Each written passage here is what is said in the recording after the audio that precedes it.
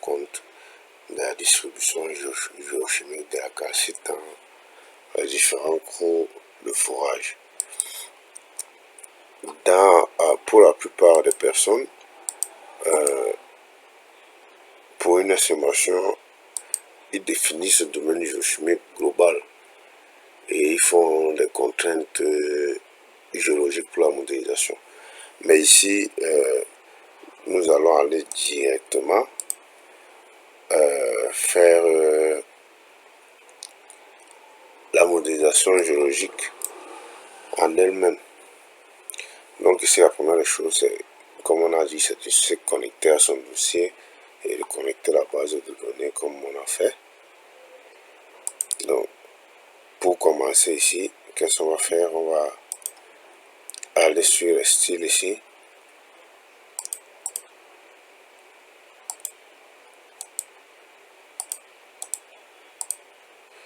Et cliquer droit sur domaine. En cliquant droit sur domaine, ici, bon, c'est vrai que j'ai déjà créé, mais je peux l'enlever. Alors, je peux, ici, en fait, en faisant cela,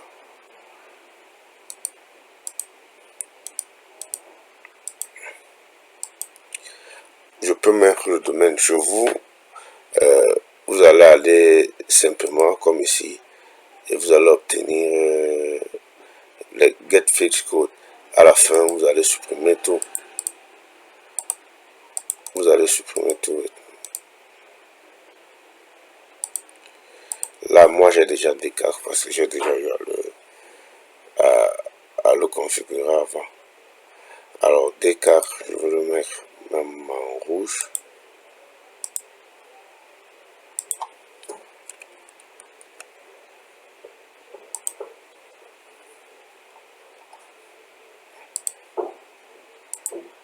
Et il va afficher.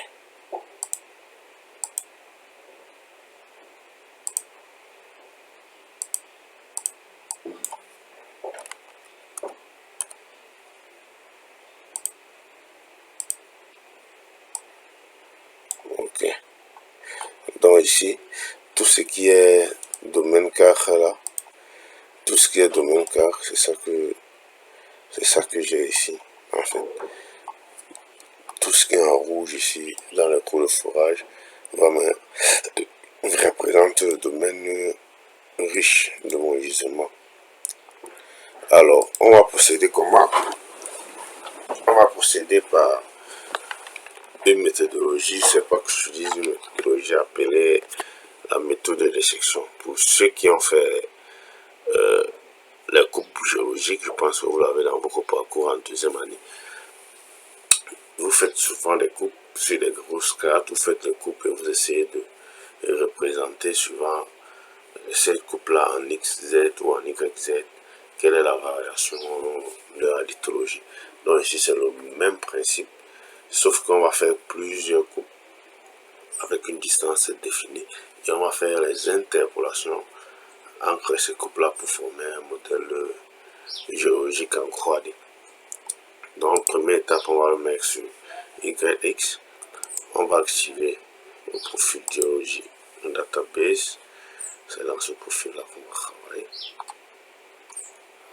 Et là, on va créer une nouvelle section. Là, on a la fenêtre de la nouvelle section. Dans la fenêtre de la définition de la section, on va choisir la définition manuelle.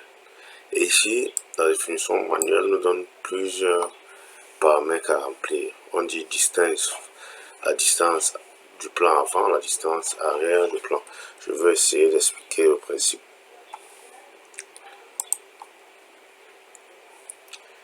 Alors, le principe est assez simple. Si on a plusieurs forages qui ne sont pas bien alignés et tout, et que nous ne pouvons pas faire là, normalement, nous devons faire une section là, faire une autre section là et faire une autre section là. Mais là, on voit qu'il y a vraiment un problème parce qu'à chaque fois, les sections auront juste un forage. Or, la distance n'est pas vraiment élevée. En fait, c'est pas bon qu'une section n'ait qu'un seul forage, nous ne sommes pas sûrs de la continuité. Or, géologiquement, à une petite distance, on peut quand même supposer que la formation géologique ici est la même formation géologique qui est là. Alors, comme dans le principe du calcul de Vaughan, on a besoin d'une tolérance. Du coup, si je considère ceci plutôt comme ma section, je peux faire ma section là et mettre une tolérance, c'est-à-dire je peux mettre une tolérance ici, je peux mettre une autre tolérance là. La tolérance signifie que si j'appelle celui-ci A et si j'appelle celui-ci B, ça signifie que tous les forages qui seront entre ma section et à distance B et tous les forages qui seront en ma section et à distance A seront considérés comme étant sur la même ligne. C'est donc ces deux distances-ci qu'on va appeler distance avant et distance après. Comme dans le principe de calcul de Vaughan, c'est ce qu'on appelle tolérance de pas ou encore tolérance angulaire. C'est pour supposer que la maille est régulière. Donc c'est la même chose. Connaissant mon gisement, je veux prendre les distances avant à 50 et à 100. Maintenant, quel est le pas suivant? Je vais mettre ça. Et là, je vais commencer ici. Je vais donc tracer en maintenant bien sûr la souris ma première section là. Et là, directement, j'ai mes deux premiers forages là qui apparaissent. Là, les forages qui sont pris dans ma section.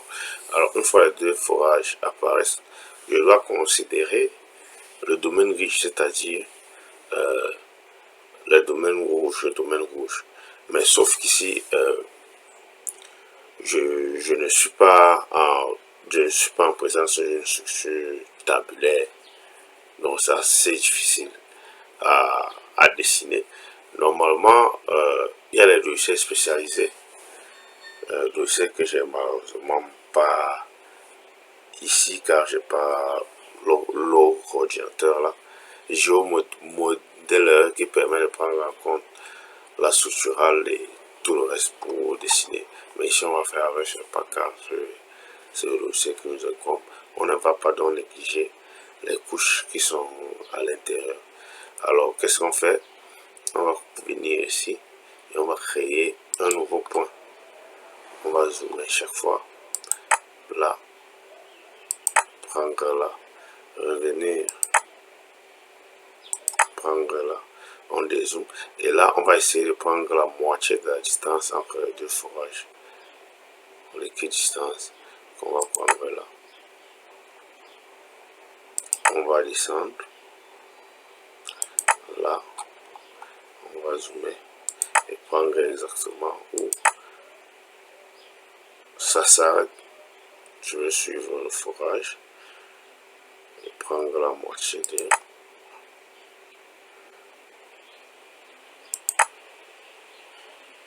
là. En finissant, je vais donc cliquer sur fermer le forage et il va fermer. Là, c'est clair. Une fois que je finis, je peux mettre section, je peux mettre next pour avoir la section suivante. Mais si, vu qu'ici la grille, la maille n'est pas régulière, c'est assez difficile. Alors là, on va sortir en fermant la section. Et là, vous allez venir constater, justement, vous allez voir qu'on a tracé une ligne. Mais que là, à l'intérieur, vous voyez que les deux forages ne sont pas liés. Mais la section est tridimensionnelle. On a quand même pu considérer celle-là. Donc, on va recommencer la même opération plusieurs fois. Bon, les données ici, vraiment, dans la plupart des cas, les vidéos que vous verrez sur YouTube, les vidéos de formation, les forages sont du moins assez réguliers, sauf que c'est pas forcément ça sur le terrain. C'est pour ça que j'ai pris la peine vraiment de prendre ce projet-ci, pour que vous ayez affaire à un projet assez difficile dès l'entame de votre premier TP.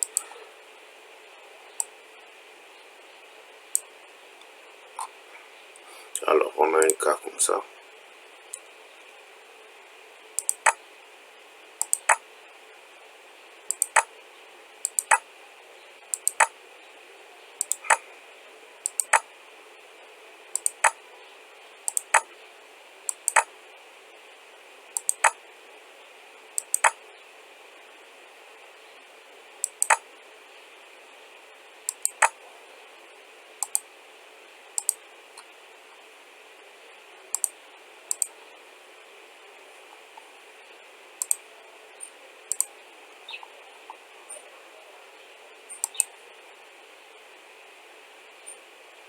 On va faire la même chose, on va continuer.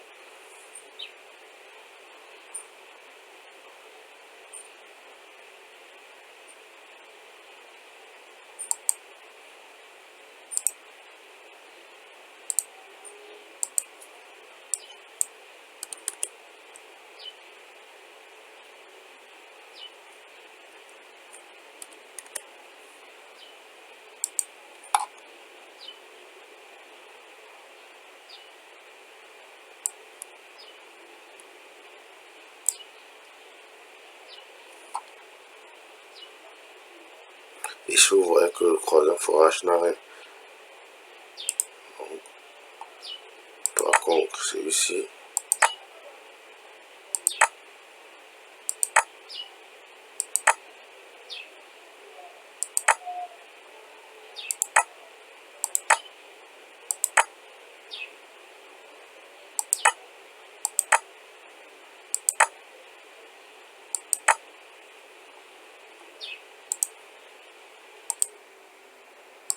alors là, pour ma dernière section, je vois qu'il y a encore forage.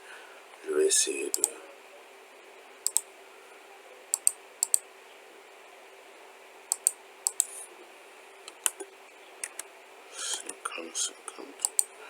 Je vais essayer de mettre au milieu, je sais pas si à distance est équivalent. Là, j'ai que 2.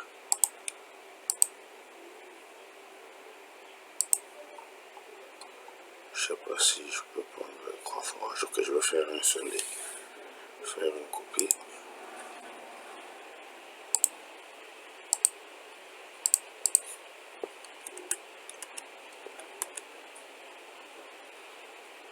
Bon, je pourrais essayer ça.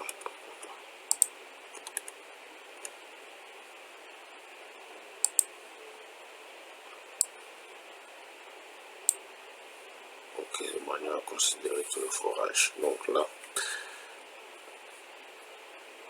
je vais le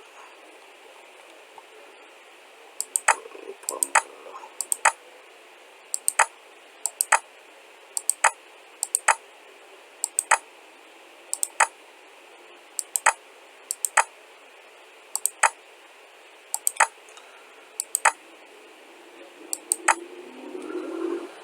Là, je vais fermer. Là, vous pouvez voir. Et donc c'est là.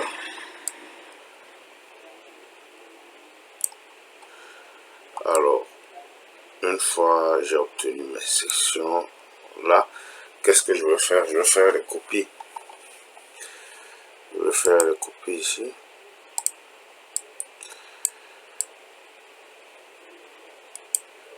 Des sections qui terminent. Alors, je vais aller à Edit.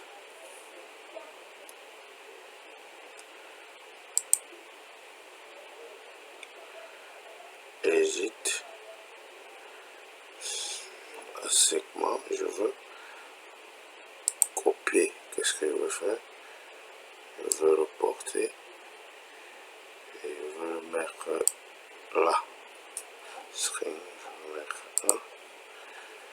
Je vais venir aussi ici.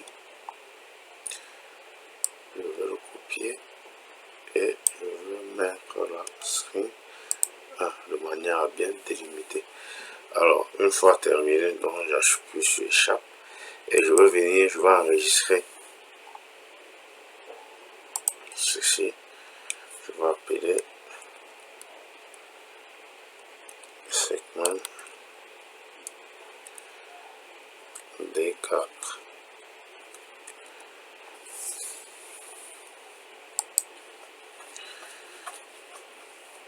Alors là, c'est craqué, je peux donc effacer mon écran. Je vérifie s'il est enregistré. Justement, il est enregistré. Je peux supprimer tout mon écran et je peux le porter. Vous voyez donc ici, j'ai toutes mes sections en fait en ce qui concerne le domaine car vous voyez que les sections, lorsqu'elles sont bien faites, elles doivent être parallèles entre elles en fait. Si les sections ne sont pas parallèles, il y aura un gros problème lors de la création du modèle.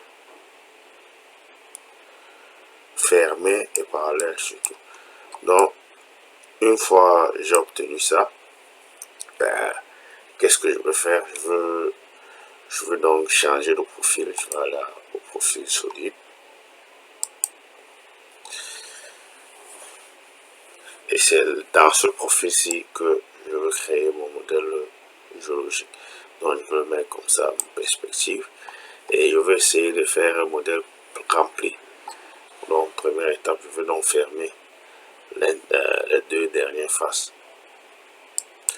Donc je vais cliquer ici, Object 1, Triangulation 1. Je vais appliquer et je vais fermer d'abord ici. Ensuite, cet autre là je suis sûr que j'ai fermé. Là, je vais appuyer sur chaque. Maintenant, je veux trianguler entre chaque profil. Donc, je vais venir sur le premier, trianguler entre les segments.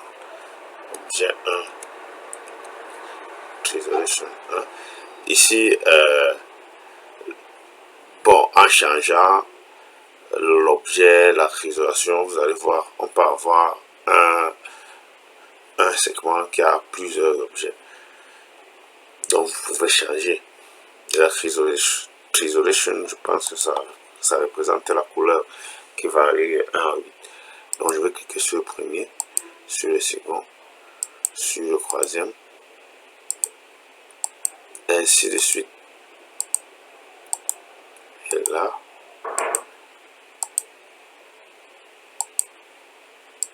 une fois c'est fini, je vais donc appuyer sur échappe. Et là, j'aurai le domaine riche de ma région. Ici, le domaine riche que je vais enregistrer, je vais appeler ça D4 simplement. Là, c'est bon. D4, je peux encore effacer. Et je vais mettre D4 là. Mon D4 est là. Maintenant, il faut que je vérifie est-ce que la section qui a été faite est fermée. Il y a ici ce qu'on appelle la validation du modèle. La validation du modèle, je dois vérifier si ma section a été bien faite, si elle est bien fermée. Alors, je vais cliquer sur Validation et je vais dire Validate Object Resolution. Je vérifie bien que c'est D4 de thème qui est là et j'applique. Là, vous voyez qu'il y a une information là qui est écrite. On m'a dit que j'ai bien fait. Il faut faire très attention à cette étape-ci. Il faut être très méticuleux. Si on ne triangule pas bien, si les segments ne sont pas parallèles, alors la validation ne sera pas bonne du tout. Là, je vais enregistrer encore les informations de la validation. Et là, je peux lisser. Il y a deux types de lissage ici. Premier lissage que vous voyez là, il lisse la triangulation de mon modèle. Je peux appliquer un second lissage un peu plus fin qui lisse. Voilà. Donc on a donc le modèle géologique 3D qui est conçu. On peut même mettre la topographie que vous vous rappelez qu'on a prise là. je peux le mettre, je peux créer. Voilà, là on a le gisement, on a la topographie ici, on a notre topographie. Bon, on se rend compte que il y a des erreurs en fait, des erreurs dues à la triangulation qui font en sorte que le gisement dépasse la topographie. On peut toujours le corriger.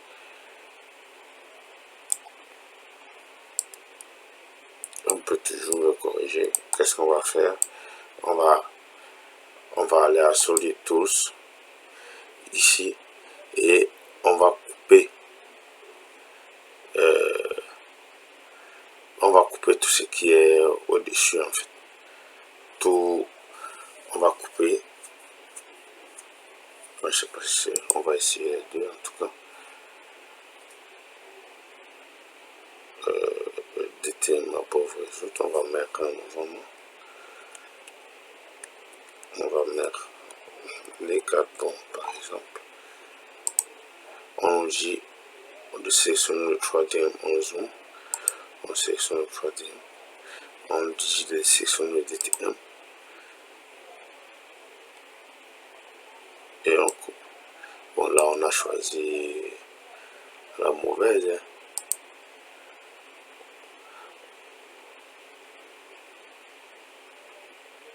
Donc, je sais pas si on a pris above. On va supprimer.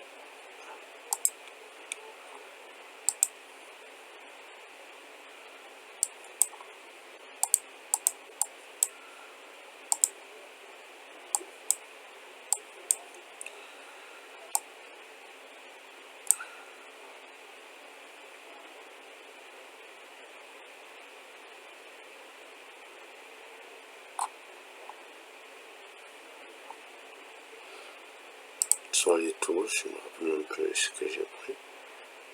Bon, je pense que c'est ça. Bon, je vais prendre le bilan.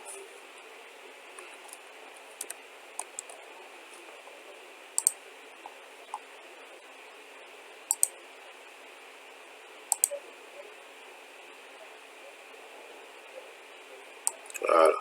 Là donc, j'ai mon bon modèle là que je vais enregistrer.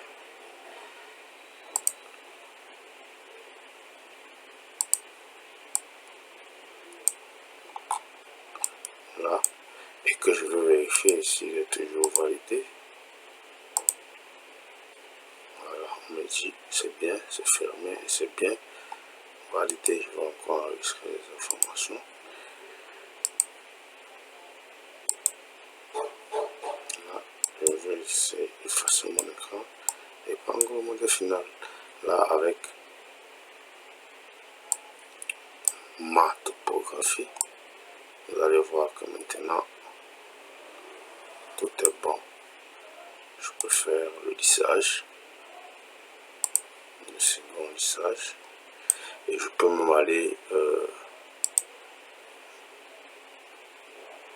mettre la topographie en fonction de la couleur que je vais appliquer.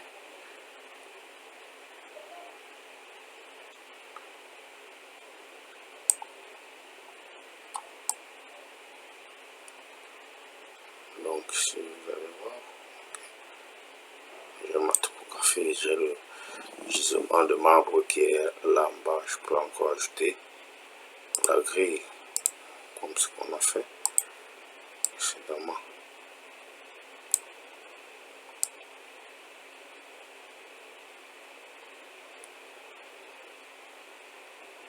Donc,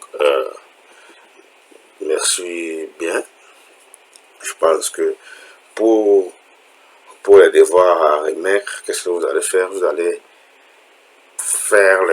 dessiner les domaines 2 et les domaines 3, parce que le domaine 1 n'est pas important. Alors, une dernière chose, oui, on peut calculer le volume de la isolation. Il faut juste que j'active celui-ci. C'est lui qui est actif. Alors, je peux aller calculer le volume si je veux. Je peux appeler ça volume D4.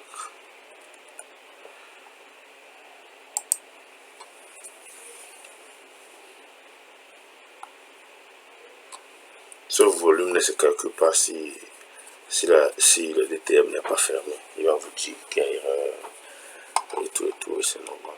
Donc ici, une fois calculé, vous avez l'étendue en X, l'étendue en Y, la surface et le volume ici qui sont en mètres. L'unité ici, c'est le mètre.